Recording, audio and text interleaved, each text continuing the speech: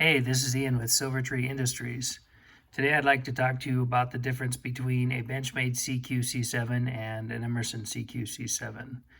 This knife here is the Benchmade CQC7. It was licensed by Benchmade to be made for Emerson knives in the mid to late 90s.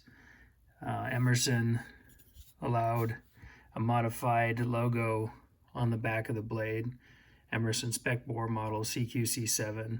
In the late 90s, Emerson decided that he wanted to produce the knives on his own. In 97, Emerson started the Emerson Knives Inc. company, and he made the Raven. And then in 98, he made a Commander and a spec bore. And then in 99, he started making his own version of the CQC7.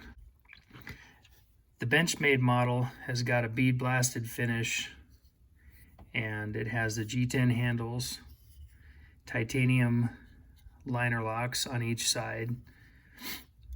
The clip is mounted at the pivot end, so when you put it into the pocket, it's tipped down. And all of these screws that are in here screw in from the front side and then end up in the G10. Some people had problems with this pulling out. I never did. And I used one of these knives for construction and heavy duty work for quite a long time and never had any problems with it. The back spacer is a pretty brittle plastic. I'm not sure what it was, but a lot of times now you'll see these Benchmade models with broken back spacers. The stop pin here was nice and tight. The screw went through that. Overall, these things were excellent knives.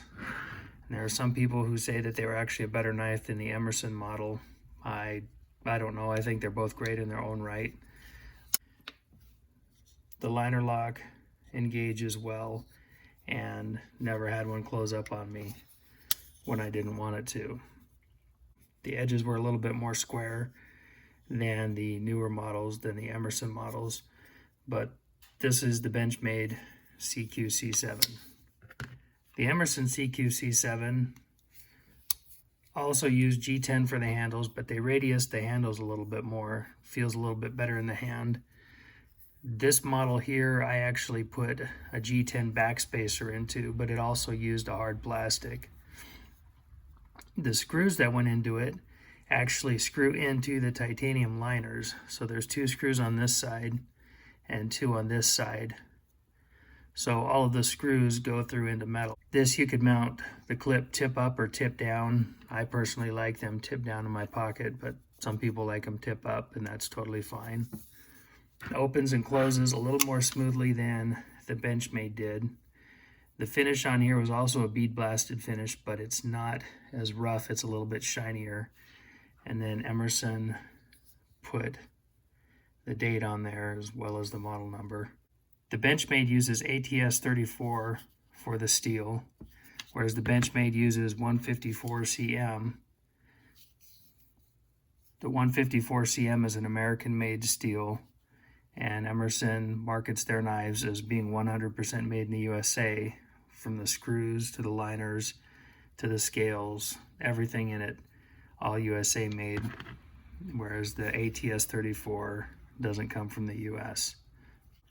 One of the other differences on these knives is the screws that hold it together. The Emerson decided to use Phillips screws, whereas the Benchmade used Torx screws. Makes it a little harder to work on in the field. The pivot screw is a flat blade and a Torx on the Benchmade. Same thing on the clips. You've got Torx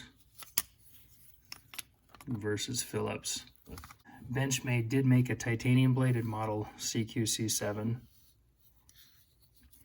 This blade is titanium, and the blade actually weighs less by itself than the handle scales do. And on the back it's got carbide, which reinforces the cutting edge. So this is also kind of a unique piece of Benchmade history. If you see one of these on eBay or Amazon or whatever, snap it up because they're really cool. And this is a Emerson model from the year 2000, pretty much the same as the 99 CQC7. A little bit different blade finish. So these are the Benchmade CQC7 and the Emerson CQC7. Both great knives. Both will work well for you. Both made out of premium materials, and both will stand up to heavy duty. And if you get either one of them, you'll be happy.